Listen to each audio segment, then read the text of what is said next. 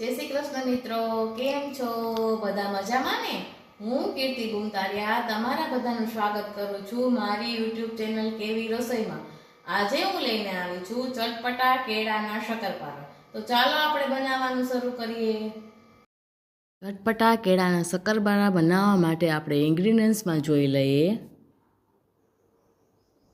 તો મેં 3 નંગ કેળા લીધા છે, 1/4 ટેબલસ્પૂન હલ્દી પાવડર લીધો છે, 1/4 ટેબલસ્પૂન ચાટ મસાલો લીધો છે, 1 ચમચી આમચૂર પાવડર લીધો છે, 1/4 ટેબલસ્પૂન ધાણા જીરું પાવડર લીધો છે, 1 ચમચી લાલ મરચું પાવડર લીધો છે, સ્વાદ પ્રમાણે નમક લીધું છે અને 1 વાટકો ઘઉંનો લોટ લીધો છે. તો સૌ પ્રથમ આપણે કેળાના મીડિયમ સાઇઝના ટુકડા કરવાના છે અને મિક્સર જારમાં લઈ લેવાના છે અને એને પીસી લેવાના છે મિત્રો. આવી રીતે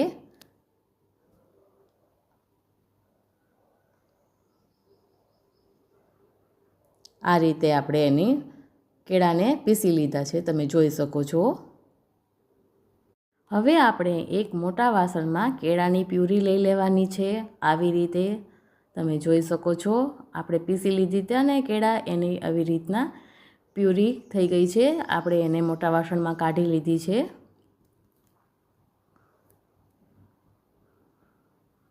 હવે આપણે એમાં ઘઉંનો લોટ ઉમેરી દઈશું. જો જરૂર લાગે તો તમે વધારે પણ ઘઉંનો લોટ ઉમેરી શકો છો અને રવો પણ ઉમેરી શકો છો મિત્રો. હવે સ્વાદ પ્રમાણે નમક ઉમેરી દઈશું.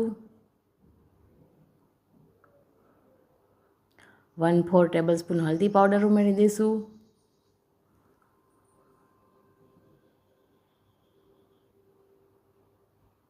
1/4 ટેબલસ્પૂન ધાણા જીરું પાવડર ઉમેરી દઈશું.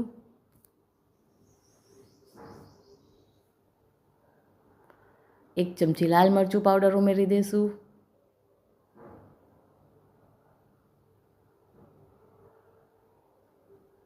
1/4 ટેબલસ્પૂન ચાટ મસાલો ઉમેરી દઈશું.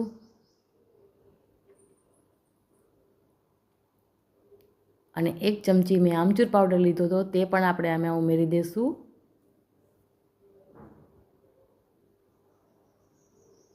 હવે આપણે આ બધાને મિક્સ કરવાનું છે મિત્રો. આવી રીતે આમાં પાણી જરા પણ નથી નાખવાનું.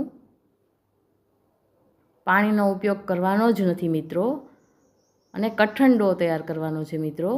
આવી રીતે તમે જોઈ શકો છો. લોટ આપણો કઠણ હશે ને તો શક્કરપારા ખાવામાં એટલા જ ક્રિસ્પી બનશે.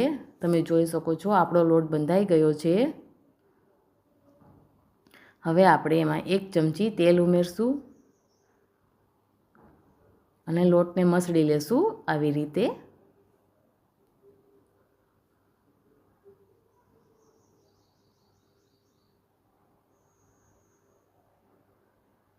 હવે આપણે એક લુઓ લેશું અને એને પાટલા ઉપર આવી રીતના વણવાનું છે મિત્રો, રોટલીનો શેપમાં.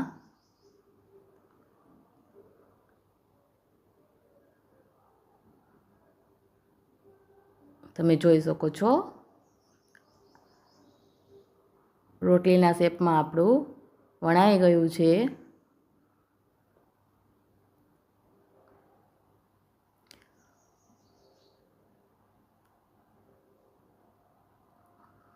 હવે આપણે એને મનપસંદ શેપમાં કાપવાના છે મિત્રો. તમારા પાસે ચકરી ન હોય તો તમે છરી વડે પણ શેપ આપી શકો છો મિત્રો.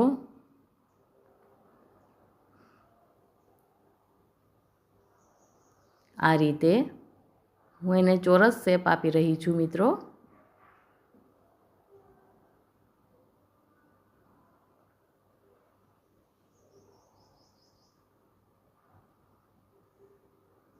આ રીતે તમે પણ એકવાર જરૂરથી બનાવજો મિત્રો અને મને કોમેન્ટમાં જણાવજો કે તમને કેવી લાગી મારી રેસીપી. હવે આ બાજુ મેં તેલ ગરમ કરવા રાખેલું છે, તમે જોઈ શકો છો.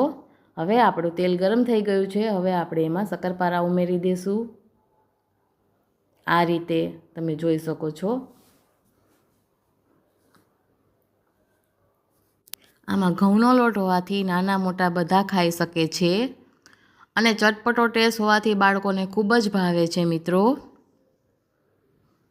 આ રીતે આપણે પલટી પલટીને તૈયાર કરવાના છે શક્કરપારા. હવે ગોલ્ડન કલર આવી ગયો છે, આપણા શક્કરપારા તરાઈ ગયા છે. હવે આપણે એને સર્વિંગ પ્લેટમાં લઈ લીધા છે, તમે જોઈ શકો છો મિત્રો. તો તૈયાર છે આપણા ચટપટા કેળાના શક્કરપારા. જો રેસીપી પસંદ આવી હોય તો ચેનલને લાઈક કરજો, શેર કરજો, સબસ્ક્રાઈબ કરીને બેલ આઇકન જરૂરથી દબાવજો મિત્રો. ફરી મળીશું આવા નવા વિડીયો સાથે, નવી રેસીપી સાથે. ત્યાં સુધી આવજો. જય શ્રી કૃષ્ણ. Bye bye.